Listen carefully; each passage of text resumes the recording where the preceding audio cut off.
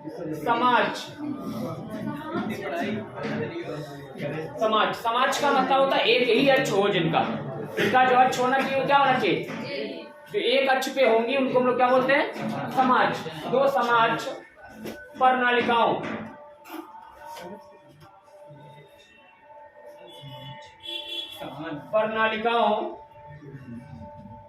के बीच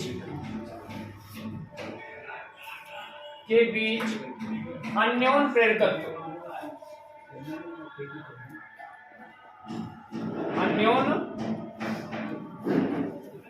प्रेरकत्व,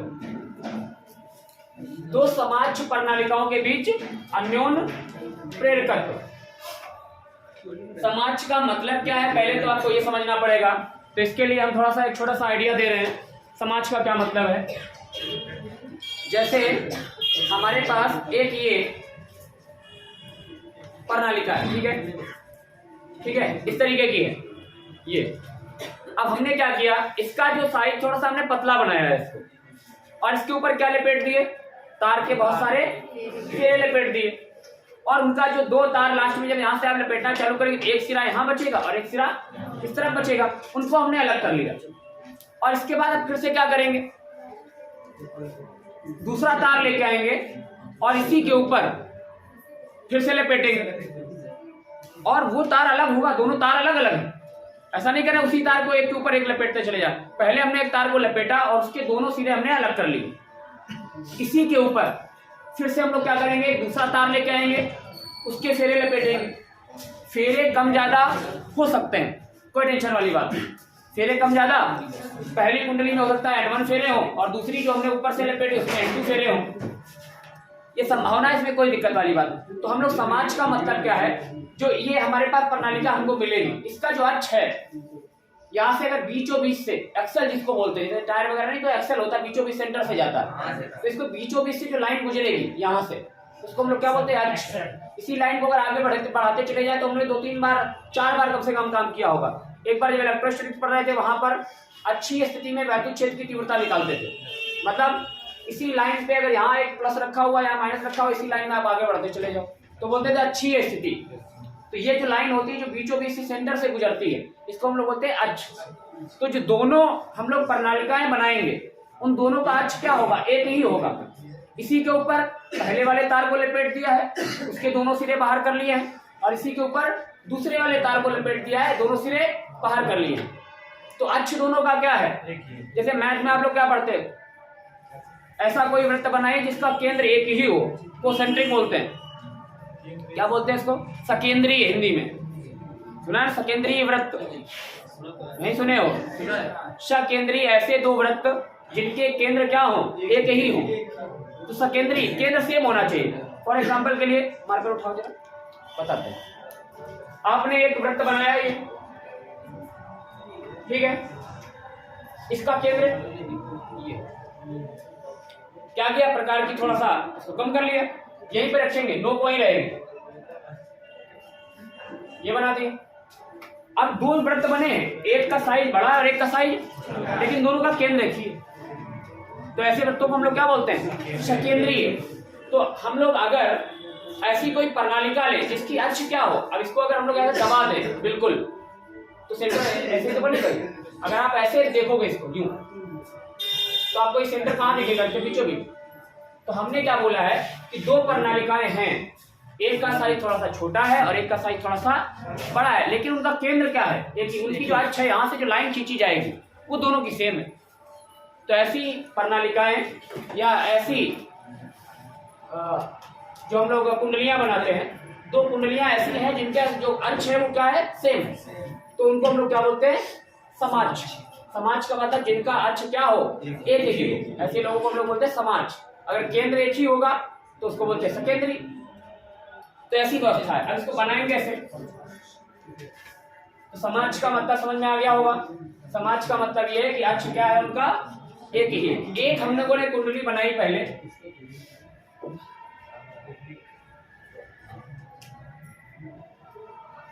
ये मान लो कुंडली, ये थोड़ी सी क्या है, पतली है, इसके ऊपर तार के बहुत सारे फेरे लगा दिए,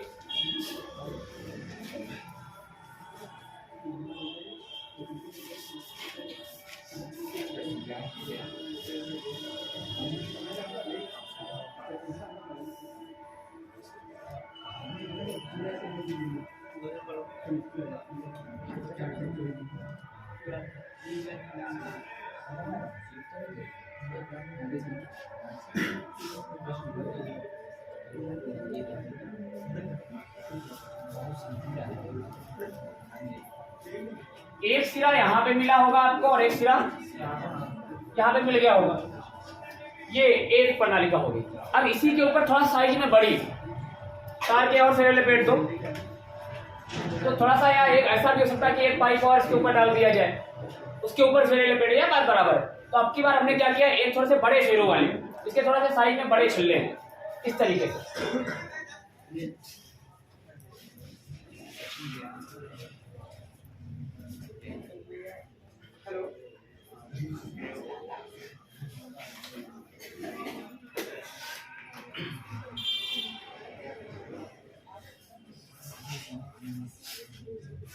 और ये प्रणालिका है,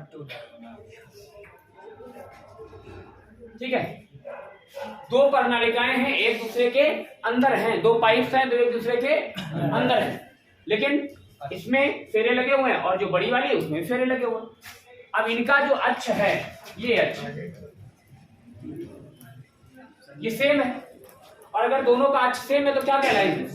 कल हमने इस बात को डिस्कस किया था, जो लास्ट वाली क्लास हमने ली है अन्योन प्रेरण की, तो वहां पे ये बात डिस्कस की थी। अगर आपको अन्योन प्रेरण करवाना है तो दोनों प्रणालिकाओं को अलग अलग रखा जाएगा, तो उतना अच्छा वैद्युत वाहकफल, या एक में हम लोग धारा के मान में परिवर्तन करेंगे तो दूसरे वाले में उतना अच्छे तरीके से वैद्युत वाहकफल नहीं उत्पन्न होगा, क्योंकि कुछ फ्लक्स कम हो सकता है, कुछ वैद्युत बल रेखाएं बाहर से जा सकती हैं, तो पूरा का पूरा फ्लक्स। अब लेकिन कंडीशन क्या है, जो अगर हमने इसमें धारा प्रवाहित की तो किसके अंदर बनेगा, ये रेड वाली आपको दिख रही है, इसके अंदर क्या बनेगा, चुंबकीय क्षेत्र। और वो चुंबकीय क्षेत्र किसके अंदर होगा, बड़े वाले के अंदर नहीं होगा, होगा कि नहीं होगा। हमने क्या, छोटी वाली के अंदर अगर चुंबकीय क्षेत्र उत्पन्न किया तो वो पूरा का पूरा चुंबकीय क्षेत्र बड़े वाले के अंदर भी फंस रहा होगा, क्योंकि आपने छोटे वाले को बड़े वाले के अंदर कर दिया।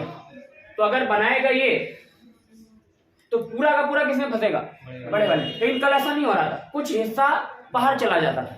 तो हमने बेहतर करने के लिए क्या किया, एक दूसरे के अंदर रख दिया उसको, जो अंदर है उसमें चुंबकीय क्षेत्र उत्पन्न करेंगे और पूरा का पूरा किसमें फंस जाएगा, बड़े वाले। इसके दो तार हैं, वो भी हम लोग बाहर निकाल लेंगे। सेम इसी सिद्धांत पर आधारित है ट्रांसफार्मर, सेम होता है बिल्कुल ऐसे। एक उसमें जब ट्रांसफार्मर को आप देखते होंगे तो बीच में तार ऐसे से लपेटा हुआ होता है, ठीक है ना। नहीं, ट्रांसफार्मर आप देखिएगा जाके कभी भी, वो ट्रांसफार्मर जो आपके घरों में टीवी के अंदर लगा रहता है, प्लेटें होती है उसमें से, और उसके बीच वाला हिस्सा देखो तो तार ही लपेटा होता है बस। और आप देखेंगे तो वोल्ट मीटर वगैरह में रखा होता है, हर एक डिवाइस में लगा होता है, सब जगह आपको मिल जाएगा। लेकिन टीवी घर पे जाके तोड़ मत देना, जाके ट्रांसफार्मर निकालने को। छोटे साइज के भी होते हैं, बड़े साइज के भी ट्रांसफार्मर होता है, अलग अलग जगहों पे अलग अलग। उनमें कुछ नहीं होता है, केवल एक रॉड है, उस पे तार लपेट दिया गया है और कुछ नहीं। किसी में फेरे ज्यादा हैं और किसी वाली कुंडली में फेरे, इसी के आधार पर फेरों की संख्या कम और ज्यादा के आधार पर ही ट्रांसफार्मर दो तरीके के हो जाते हैं। किस वाले कुंडली में आप फेरों की संख्या ज्यादा रखेंगे, किस वाली कुंडली में आप फेरों की संख्या कम रखेंगे, इसके आधार पर ट्रांसफार्मर दो प्रकार के हो जाते हैं। एक होता है उच्चाई ट्रांसफार्मर और एक होता है अपचाई ट्रांसफार्मर। उच्चाई का मतलब है वोल्टेज को उच्च कर देने वाला। आप यहाँ से कम वोल्टेज भेजेंगे, जब उससे निकलेगा ट्रांसफार्मर से तो वोल्टेज ज्यादा निकलेगा। आप भेजेंगे 200 पे, हो सकता है ट्रांसफार्मर से निकले तो 300 पे निकले, या जितना आपने एडजस्टमेंट किया होगा। एक होता है अपचाई। अपचाई का मतलब आप ज्यादा वोल्टेज इसमें भेजेंगे और मिलेगा क्या, कम वोल्टेज। गांव के बाहर लगा हुआ है, 11,000 पे आता है और गांव में कितने में होता है 220, 250। तो वो कौन सा है, अपचाई है। तो ये सारा का सारा काम किसका है, ट्रांसफार्मर का। उसमें डिपेंडेंसी केवल इस बात पे कि किस कुंडली में आपने कितने फेरे लगाए हैं। प्राथमिक कुंडली में, द्वितीय कुंडली में, जिस कुंडली में ज्यादा फेरे लगाए होंगे उसी के आधार पर, और दूसरे वाले में जितने कम लगाए होंगे। अगर आपने मान लो, सोचो जरा, जो पतली वाली कुंडली आपने ली है जिसमें आप धारा प्रवाहित करेंगे, उसमें आपने ज्यादा फेरे लगाए तो फ्लक्स किसका ज्यादा होगा, पहली वाली का।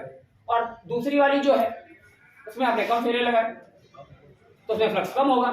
बना ये ज्यादा रहा है, लेकिन जब बड़ी वाली जो कुंडली में फंसी कम रहा है क्योंकि फेरे आपने कम लगाए, तो ये वोल्टेज को कम करके देगा, दूसरे में उतना ज्यादा वोल्टेज नहीं उत्पन्न कर पाए। ये खैर हम बाद में पढ़ाएंगे, फिलहाल इसकी चर्चा बाद में करेंगे। तो हमारे पास क्या है, दो प्रणालिकाएं हैं जो एक दूसरे के अंदर है, जिनकी अक्ष क्या है, समान है। अब एक कुंडली में हम लोग धारा प्रवाहित करेंगे, रेड वाली में जो अंदर रखी हुई है। जब रेड वाली कुंडली के अंदर धारा प्रवाहित करेंगे और उसके मान में परिवर्तन करेंगे तो उसका फ्लक्स किसके अंदर से, बड़ी वाली जो ब्लैक वाली उसके अंदर भी होगा। तो हम लोग परिवर्तन करेंगे छोटी पतली वाली में और परिवर्तन किसमें हो जाएगा। तो ऐसी घटना को हम लोग क्या बोलते हैं, अन्योन प्रेरण। तो बोला गया कि इसका अन्योन प्रेरण गुणांक वगैरह निकाल के दिखाइए आप हमको, फार्मूला क्या आएगा इसका। तो ठीक है, निकाल देंगे फार्मूला निकालना कोई बड़ी बात नहीं है, निकालेंगे। फिलहाल कुछ बातें हैं जो हमको माननी पड़ेंगी, वो हम मान लेंगे। जैसे एग्जाम्पल के लिए प्राथमिक कुंडली में फेरों की संख्या, प्राथमिक कुंडली में फेरों की संख्या, द्वितीय कुंडली में फेरों की संख्या, ये सारी चीजें हमको माननी पड़ेगी। त्रिज्याएं वगैरह माननी पड़ सकती है, लंबाई वगैरह माननी पड़ सकती है। पहली कुंडली की लंबाई कितनी है, द्वितीय कुंडली की लंबाई कितनी है।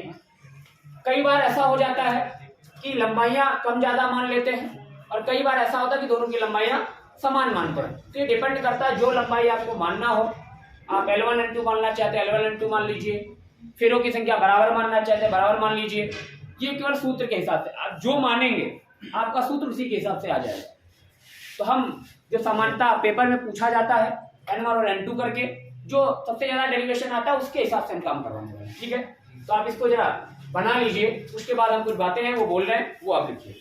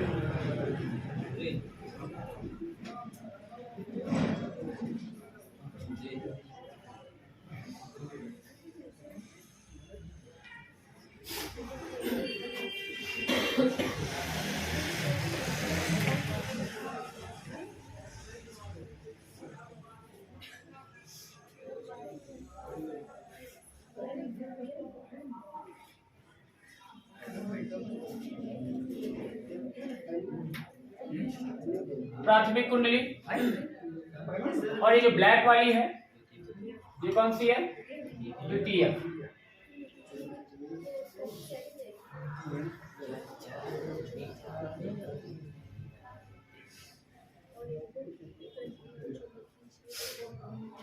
द्वितीय कुंडली लंबाई वगैरह हम लोग इसकी अभी लिख ले रहे हैं, कितनी L लंबाई मान ले रहे हैं, लंबाई इसकी L मान लेते हैं।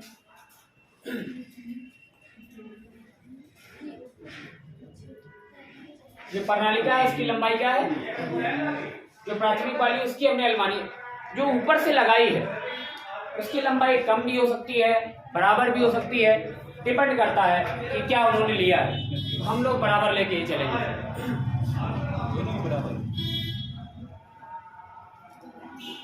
बना लीजिए, फिर कुछ बातें हैं उनको लिखवाते हैं।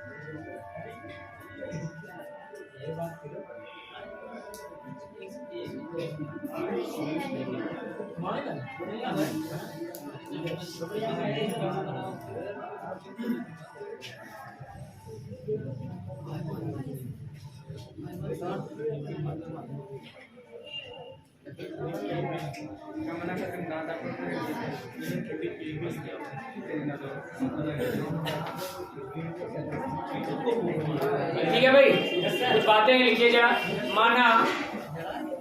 माना प्राथमिक कुंडली, माना क्या किया, माना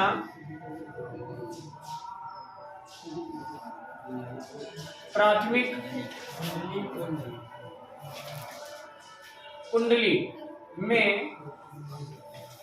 फेरों की संख्या, इसकी फेरों की संख्या बराबर कितनी मान ली हमने, n1। फेरों की संख्या कितनी मान ली, n1, तथा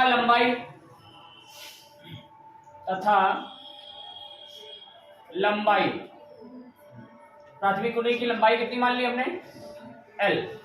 कितनी लंबाई है, L है। द्वितीयक का मान लेते हैं,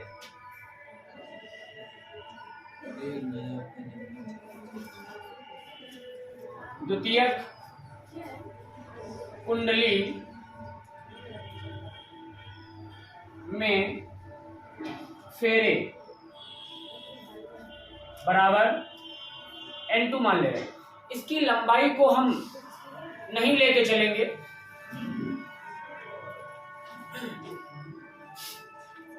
या यूं कह सकते कि दोनों की क्या फिलहाल मान के चलेंगे, सेम मान के चलेंगे, ठीक है। और फ्लक्स वगैरह के बारे में हम लोग जानते ही हैं कि फ्लक्स किसका कितना होता है। तो डेरिवेशन के टर्म्स में जरा आ जाते हैं, इधर देखिए जरा। तो m निकालने का तरीका क्या है हमारे पास, m बराबर क्या होता था भाई, m बराबर माइनस का E2 upon DI1 upon dt, m निकालने का। अच्छा छोटी सी चीज सोचो जरा, क्या इसकी सहायता से हम लोग m निकालना हमारे लिए ऐसी स्थिति में आसान होगा, जबकि हमको विद्युत वाहक बल के बारे में अभी कोई उत्पन्न की जानकारी नहीं है। तो ज्यादा बेटर होगा कि हम लोग इस सूत्र का इस्तेमाल ना करके ये इस्तेमाल कर लें। देखो जरा कौन सा, एक और निकला था हमारे पास, बोलो जरा कौन सा भाई, m बराबर या और कौन सा आया था भाई, बोलो यार।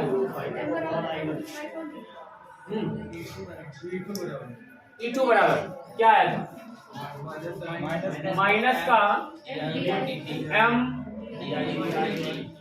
DI। एक N2 और phi2 करके आया है, उसको नहीं बोल रहे हो आप लोग, कितना आया था बोलो, m बराबर N2 phi2 I1। इसका इस्तेमाल करिए। इसमें फायदा क्या है, फेरों की संख्या किस वाले कुंडली की लिखा है, द्वितीय कुंडली का कितना माना हमने, N2 ही माना है। phi2 किसका, दूसरे वाले का फ्लक्स, दूसरे वाले का फ्लक्स, ठीक बात। धारा किसकी, पहले वाले की, कोई टेंशन वाली बात नहीं। तो हमें क्या क्या करना है, अभी काम कितना बाकी रह गया, N2 हमने पहले ही मान रखा, कोई टेंशन वाली बात नहीं। हमको केवल क्या निकालना रह गया, और धारा तो हम लोग प्रवाहित ही करेंगे। तो हमें क्या निकालना है, phi2। अब phi2 कैसे निकाला जाए, तो phi2 निकालने के लिए हमारे पास फॉर्मूला होता है, फाई होता है फ्लक्स, फाई क्या होता है, फ्लक्स। फ्लक्स कैसे निकलेगा, phi2, फाई बराबर फॉर्मूला होता है BA cos BA cos theta. B क्या है, चुंबकीय क्षेत्र, A क्या है, क्षेत्रफल, थीटा एंगल है किसके बीच में, B और A के बीच। एंगल के बारे में भी जानकारी हो जाएगी। अगर इस रेड वाली कुंडली के अंदर आपने धारा प्रवाहित की तो चुंबकीय क्षेत्र रेड वाले में बनेगा, और वही चुंबकीय क्षेत्र किसमें फंसेगा, ब्लैक वाले में, जिसके बारे में चर्चा हो रही है, जिसको द्वितीयक मानना है हमने।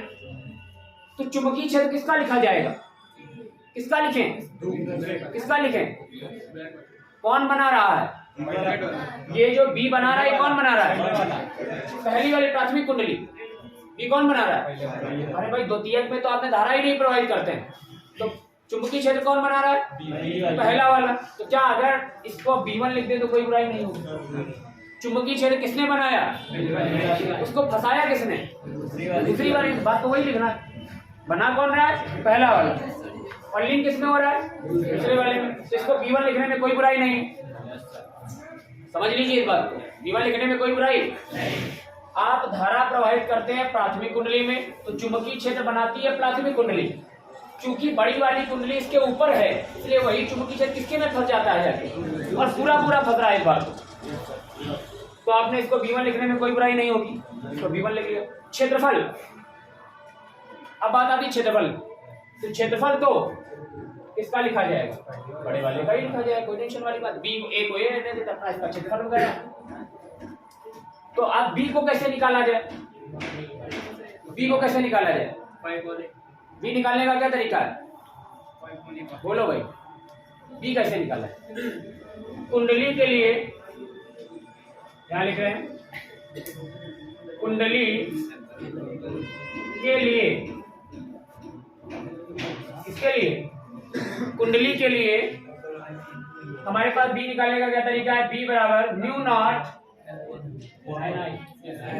नॉट धारावाहिक प्रणालिका के भीतर चुंबकीय क्षेत्र म्यू नॉट NI। अगर n जो स्मॉल n होता है वो होता है एकांक लंबाई में फेरों की संख्या, लेकिन यहाँ पर हम लोग लंबाई मान चुके हैं तो कैपिटल N के पदों में मान लेते हैं। कैपिटल N के पदों में क्या आता है, b बराबर mu naught capital N I upon n upon l, ये एकांक लंबाई के फेरों की संख्या है। n अपॉन l यही होती है एकांक लंबाई के फेरों की संख्या। ये सब है किसका, किसका है, पहले वाले का। b किसका है, तो यहाँ पे लिखेंगे 1, यहाँ पे लिखेंगे 1, यहाँ पे लिखेंगे 1। धारा किसकी, लंबाई तो एक ही मानी हम लोगों ने, कोई टेंशन वाली बात है। L1 भी चले तो कोई दिक्कत नहीं, अगर लिखना चाहे तो यहाँ L1 भी लिख सकते, लिखते हैं क्या,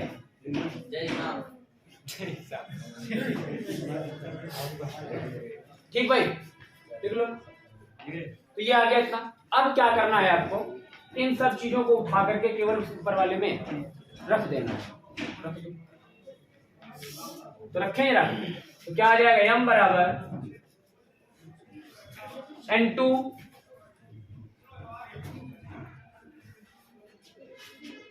और b का मान रखो यहाँ पे, पहले रखो ना फाई का मान, ये ना फाई 2 है ना, फाई 2 इसकी जगह पे वैल्यू रखना है। तो पहले एक काम कर लेते हैं, इस b1 का मान इसमें पहले पुट कर ले रहे हैं। यहाँ देखो यार कहाँ तक आ रहा है, आ रहा है यहाँ आ रहा है। चलो फिर नोट करो इतना, बाकी आगे बढ़ा।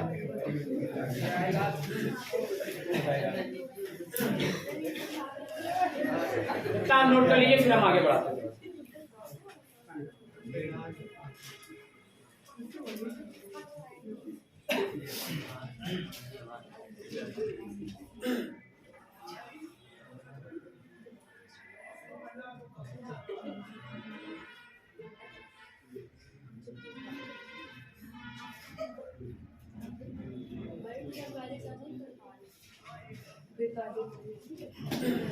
इसका उपयोग नहीं कर पाएंगे, ध्यान रखिएगा, इसका उपयोग नहीं कर पाएंगे।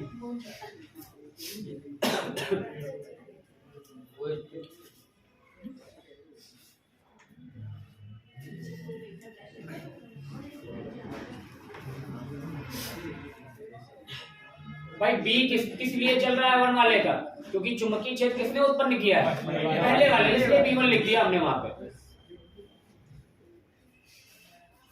तो इसको आप चाहे तो इसको लिख लीजिए 2, ठीक है, 2 आएगा।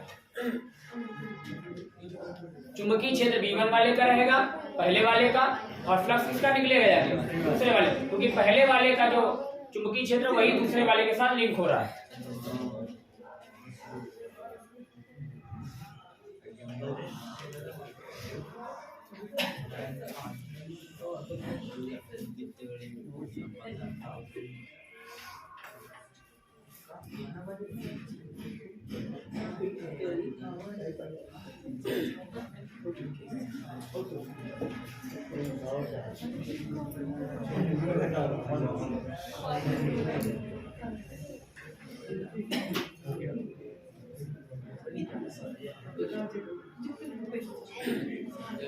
नोट हो गया भाई,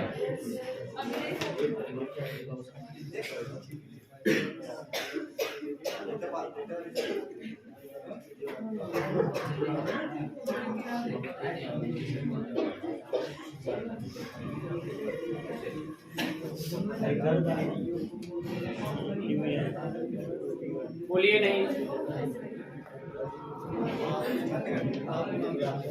इधर देखो भाई, इधर हटा रहे हैं हम।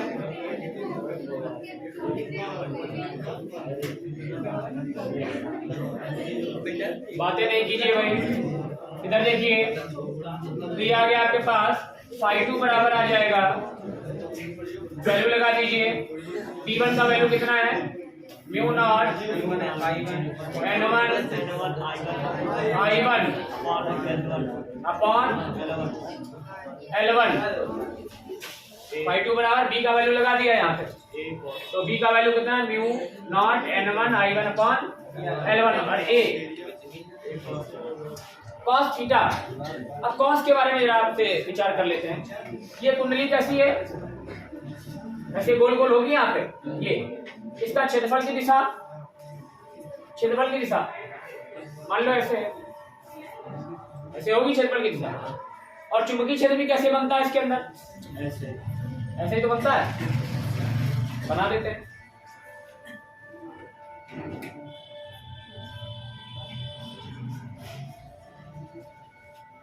और आपको याद हो, अगर प्रणालिका बहुत ज्यादा लंबी है तो चुंबकीय क्षेत्र जो बनता है वो लगभग एक दूसरे के अंदर समांतर ही होता है।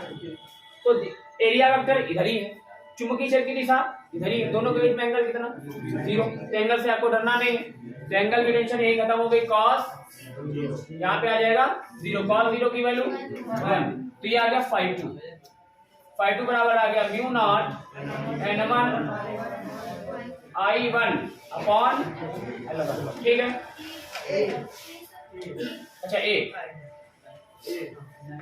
आ गया, तो अब ए आ गया। अब इसको उठा के किस में रख देना, सीधे सीधे इसी को बोल दो समीकरण नंबर 1। अब इसी में रख दो इसको, यहां से हटा रहे हैं इसको, ये हटा दें। phi2 का वैल्यू उठा के यहां पुट कर दीजिए, तो m बराबर N2 क्या आ गया, N2 तो पहले से लिखा हुआ है। और ये वैल्यू पूरी phi2 की वैल्यू कितनी है, phi2 की वैल्यू म्यू नॉट N1 और I1 A अपॉन L1। बोलो भाई, और नीचे और कुछ है, ये वाला ना, नीचे और क्या चल रहा है, I1 ने I1 को मार दिया, तो m बराबर क्या आ गया, N1 और N2 को एक साथ कर लीजिए, ये आ गया N1 N2, क्या आ गया N1 N2। उसके बाद mu naught A upon L1, N1 N2 mu naught A upon L1।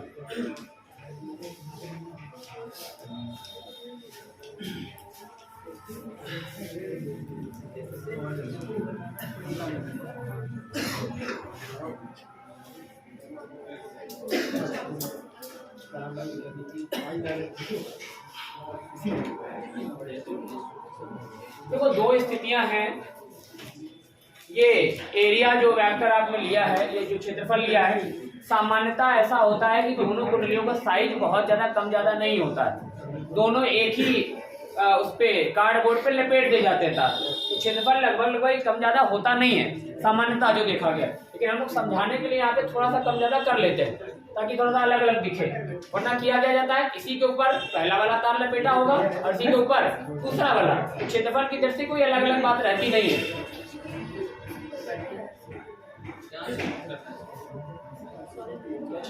हाँ, ये वाला भी नोट करना, जहां से आपने किया था वहां से ये नोट कीजिए, फिर उसके बाद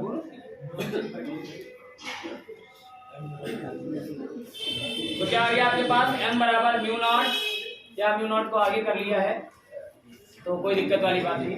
हमारे पास क्या निकला है, m बराबर N1 N2 mu naught A upon L1।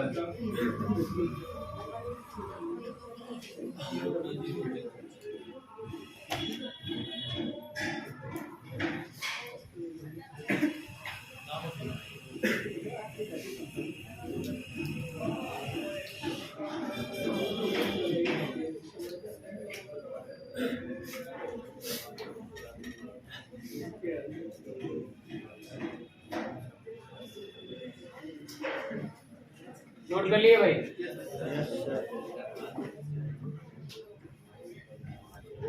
ये पेपर में पूछा जाता है डेरिवेशन, ध्यान रखिएगा जरा इसको।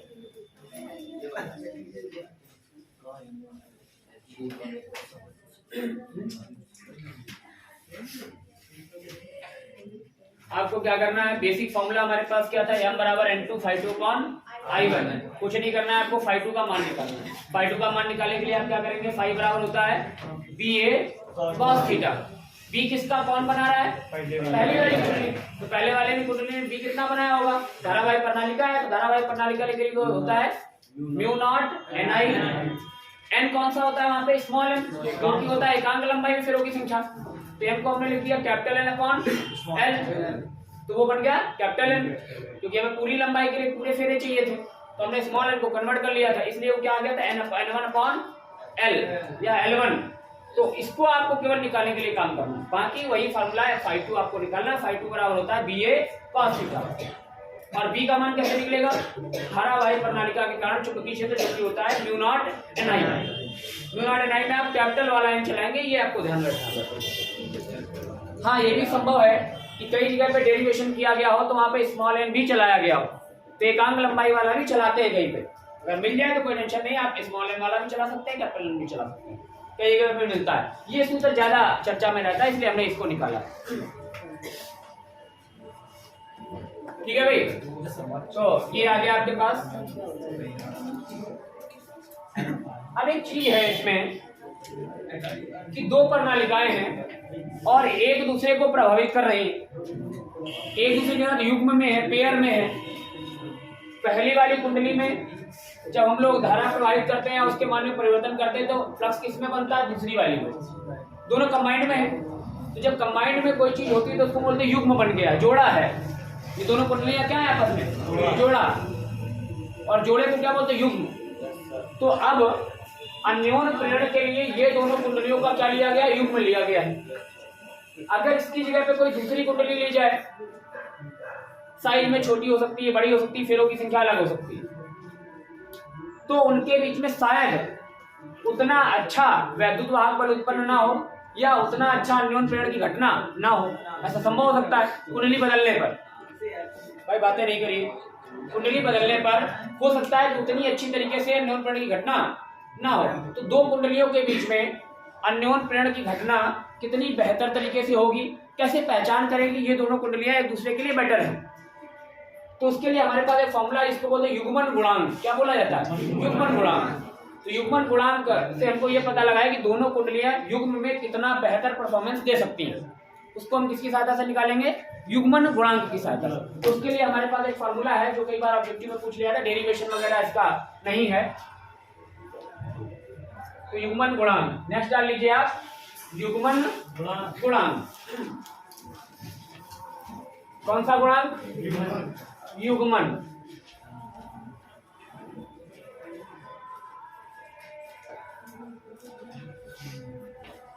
कौन सा गुणांक, दो लोग आपस में एक साथ होकर बेहतर परफॉर्मेंस या कितना बेहतर परफॉर्मेंस दे सकते हैं, दूसरे के लिए कितना बेहतर है, ये हम किसकी सहायता से ज्ञात करेंगे, युग्मन गुणांक के साथ। जिसका युग्मन गुणांक जितना अच्छा, वो आपस में परफॉर्मेंस के मामले में उतना ही अच्छा माना जाएगा। तो इसके लिए हमारे पास फॉर्मूला आता है K बराबर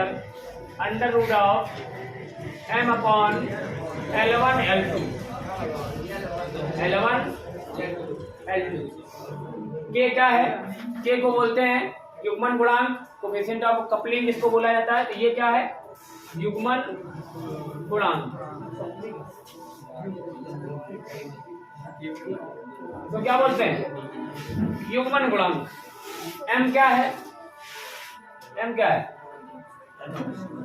अन्योन्य प्रेरण गुणांक। M क्या है, अन्योन्य प्रेरण गुणांक।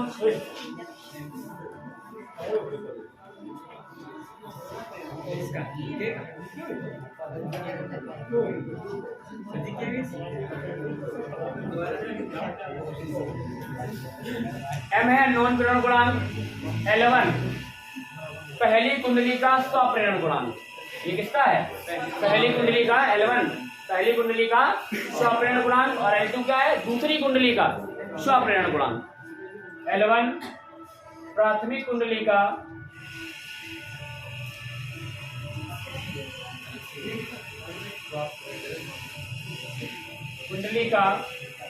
स्वाप्रेरकत्व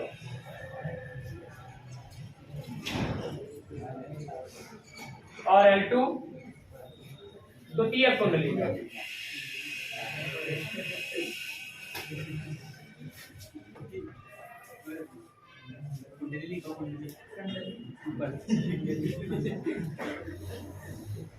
कुंडली का स्वाप्रेरकत्व। तो इसके को हम लोग क्या बोलते हैं? युग्मन